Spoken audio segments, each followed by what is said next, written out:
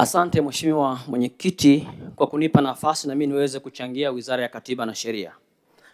Mheshimiwa Mwenyekiti, kwanza niseme mwanzoni kabisa kwamba nimesoma hotuba ya Mheshimiwa Waziri kwa umakini mkubwa sana, peji kwa peji, na nimevutiwa nayo sana.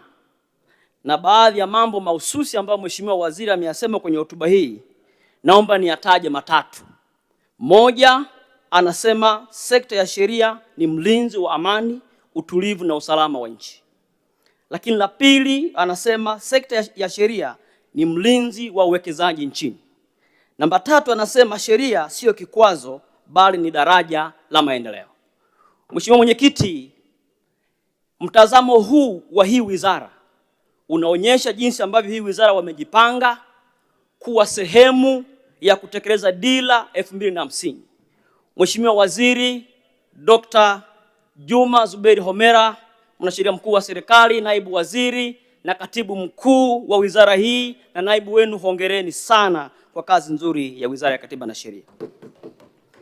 Jambo la pili, Mheshimiwa Mwenyekiti, baada ya kuwapongeza hivyo, naomba pia niwasemee kwa kifupi waajiri wangu kutoka Jimbo la Lupembe.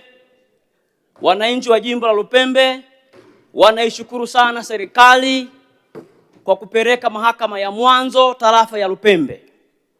Lakini la pili, wananchi wangu wa kata ya Mtwango, kata ya Kichiwa, Ninga, Igongolo, Ikuna wanaomba mahakama ya mwanzo pale Mtwango. Mheshimiwa Waziri, nataka nikuombe sana, na najua Katibu Mkuu ananisikia, wananchi wa kata hizi 5 muhimu hawana mahakama ya mwanzo, wanafuata mahakama Njombe mjini na Makambako. Tunaomba mahakama ya mwanzo pale Mtwango ili tuweze kuendeleza ujenzi wa mji wa Mtwango ambao tayari pana kituo cha afya na vitu vingine, tupate huduma ya haki ya sheria pale. Jambo la pili, Mheshimiwa Mwenyekiti, nataka nichangie kuhusu eneo la mfumo wa mahakama nchini. Mheshimiwa Mwenyekiti, kwanza kabisa nitumie nafasi hii kumpongeza sana Jaji Mkuu wa Tanzania Mheshimiwa Masaju kwa jinsi ambavyo amekuwa positive sana kwenye reform za kisheria nchini. Kama wabunge tumekuwa tukimfuatilia namna ambavyo ana kiu ya kuona mabadiliko na mfumo wa sheria ukiwa rafiki kwa wananchi wa Tanzania. Tunamuunga mkono, aendelee kuchapa kazi. Hapa karibuni tumemsikia akisema kwamba ni muhimu mashauri mahakamani yakaisha kwa muda mfupi. Lakini pia amekuwa akisisitiza umuhimu wa mahakama kuzingatia matumizi ya tamaduni na mila zetu kama Watanzania, kama Waafrika. Tunamuunga mkono na kwa hili aendelee kuchapa kazi. Lakini pia mahakama nzima, majaji na mahakimu wafuata aina hii ya mtazamo kwenye mahakama yetu ili kutekeleza dira ya mwaka 2050. Lakini kipekee kwenye mfumo wa mahakama, Mheshimiwa Mwenyekiti, asubuhi imesemwa hapa na mimi naunga mkono sana kwamba mabaraza ya ardhi nchini ni muhimu yakarudi kwenye mfumo rasmi wa mahakama yetu. Na sababu zipo kadhaa. Sababu ya kwanza, haya mabaraza, Mheshimiwa Mwenyekiti, yameshindwa kuleta tija iliyokusudiwa.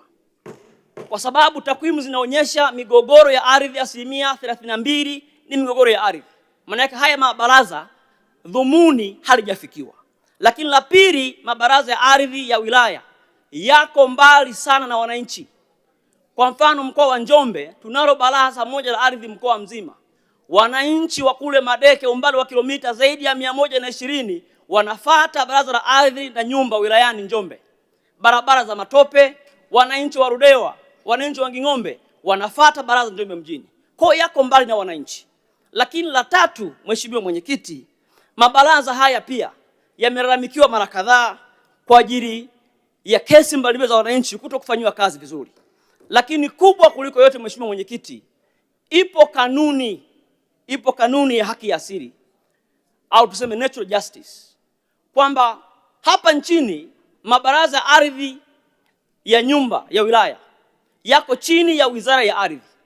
Lakini Wizara ya Ardhi ndio wanaopima ardhi, ndio wanaotoa hati. Sasa haiwezekani ndani ya hii wizara tena wakasimamia haya mabaraza. Kwa misingi ya rule against bias, jambo hili haliwezekani. Kwa ni muhimu haya mabaraza yakarudi kwenye mfumo wa mahakama ili tutoe haki kwa wananchi.